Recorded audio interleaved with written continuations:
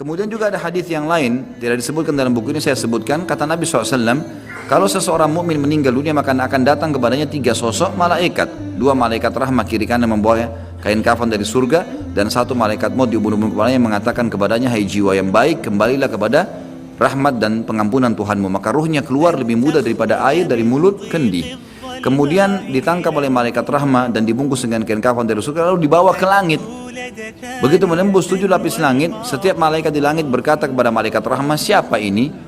Sungguh mulia ruh ini. Kata Nabi SAW, karena ruhnya mengeluarkan wangi yang lebih wangi daripada bau kasturi. Dan insya Allah mudah-mudahan kita termasuk di sini. Lalu berkata Nabi SAW, semua malaikat berkata, semoga Allah membuat ruh ini lewat di sisi kami. Lalu sampai di langit ke-7, terdengar suara dari langit, ini tidak dijelaskan Allah langsung yang menyampaikan atau malaikat yang menyampaikan pesan Allah. Maka dikatakan, catatkan hambaku ini termasuk penghuni surga, kembalikan dari dunia, di sana saya ciptakan, di sana pula saya akan bangkitkan. Diantarlah jenazahnya, ruhnya bersama jenazahnya diantar oleh kerabatnya. Lalu 3 langkah pengantar masih meninggalkan tempat tersebut, dia masih mendengar suara sandal mereka. Sampai setelah 3 langkah, maka malaikat datang mendudukkan dia lalu bertanya, siapa Tuhanmu, siapa nabimu, apa kitabmu?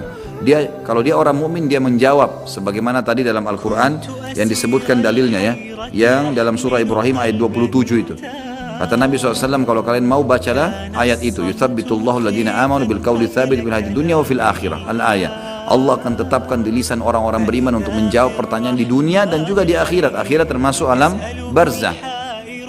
Maka dia jawab, Tuhanku Allah, Nabiku Muhammad, kitabku Al-Quran. Setelah itu dibukakan baginya pintu neraka.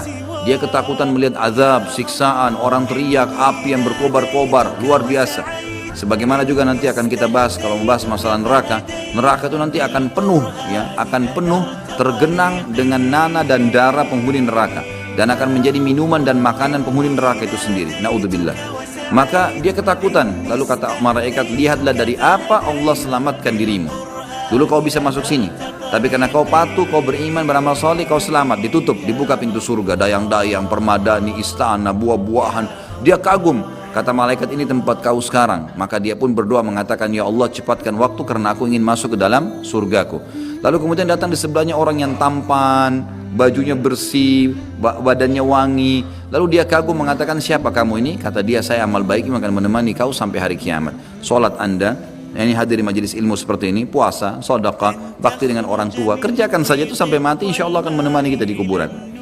Lalu kemudian, ya, dia ditemani oleh amal tersebut. Lalu Allah SWT berfirman, kata Nabi SAW, lalu Allah berfirman berkata kepada para malaikat, lapangkan kuburan hambaku ini seluas pandangan matanya, dan ya, bukalah jalannya supaya dia bisa lihat tempatnya di surga, karena dia belum bisa masuk setiap pagi dan petang hari. Lalu jadilah kuburannya taman dari taman surga, gitu.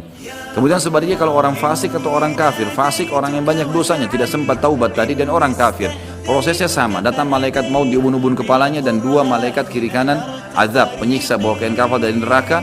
Lalu malaikat maut berkata, hai jiwa yang busuk, keluar kepada murka Tuhanmu. Maka dia berserakan di tubuhnya, nggak mau keluar. Malaikat pun menarik dengan keras sambil berkata, kau pasti akan keluar. Maka ditariklah dengan keras seperti bulu domba yang dibasahkan, dililitkan di pohon berduri, lalu ditarik dengan keras sehingga berantakan bulu domba itu. Lalu dibungkus dengan kain kafan dari neraka, dibawa ke langit. Baru di langit pertama semua malaikat nolak, tidak ada yang mau menerimanya. Sambil berkata kepada malaikat azab, ruhnya siapa ini? Sungguh buruk ruh ini. Kata Nabi SAW, karena ruh itu mengeluarkan bau yang lebih busuk daripada bau bangkai. Lalu kemudian, ya, kata Nabi SAW, terdengar suara dari langit, Allah berfirman, catatkan hambaku ini termasuk penghuni neraka, kembalikan dia di dunia, di sana saya ciptakan, di sana pula saya akan bangkitkan. Dikembalikan bersama jasadnya diantar oleh kerabatnya. Kemudian pada saat mereka melangkah 3 langkah, masih dengar suara sendalnya. Lalu datang malaikat mendudukkan dia, menanyakan, siapa Tuhanmu, siapa nabimu, apa kitabmu?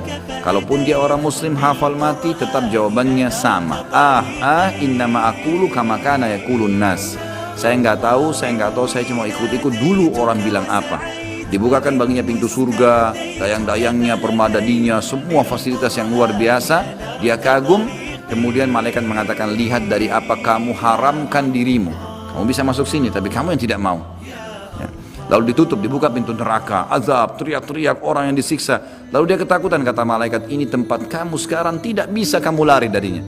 Maka dia berdoa mengatakan, ya Allah, jangan cepatkan waktu karena aku tidak ingin masuk ke dalam nerakaku. Datang di sebelahnya orang yang tampangnya buruk, badannya tidak baik, menakutkan. Lalu dia mengatakan, siapa kamu ini? Dia mengatakan saya amal burukmu yang menemani kau sampai hari kiamat. Zinahnya, dustanya, ribanya, durhaka dengan orang tua, ini semua perbuatan buruk. Harus taubat, kalau tidak akan menemani di kuburan. Naudzubillah. Lalu kemudian kata Nabi SAW menutupan hadis Bukhari, Allah mengutus kepadanya malaikat yang tidak punya pendengaran dan penglihatan, yang membawa besi, sebuah besi. Kalau besi itu seluruh jin dan manusia bersatu untuk membalikkan saja, mereka tidak akan mampu. Lalu dihantamkan ke orang ini sampai dia hancur, kemudian diulangi lagi, begitu terus sampai hari kiamat. Riwayat lain mengatakan juga, riwayat Bukhari penutupannya, Allah subhanahu wa ta'ala membuat dinding kuburannya menjepit sampai tulang rusuknya seperti ini, kemudian diulangi lagi. Ulama hadis menggabungkan kedua hadis, berkata dia sambil dipukul sambil dijepit, hancur, diulangi lagi, begitu terus sampai hari kiamat. Jadi ini na'udzubillah azab kubur yang sudah disampaikan oleh Nabi SAW. Bersyukurlah teman-teman, kita sudah tahu dari sekarang, ya tinggal bagaimana menjaganya.